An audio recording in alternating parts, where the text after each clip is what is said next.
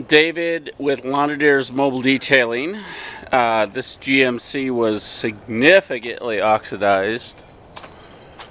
Top 5 vehicles I've seen as far as oxidation over the 6 years I've been doing this.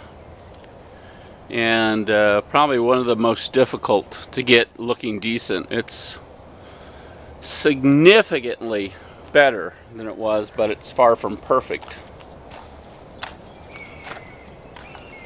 But compared to the oxidation, it looks like a new truck. So,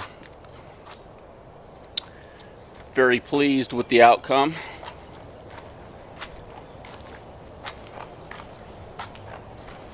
David with Lonadier's Mobile Detailing, signing off.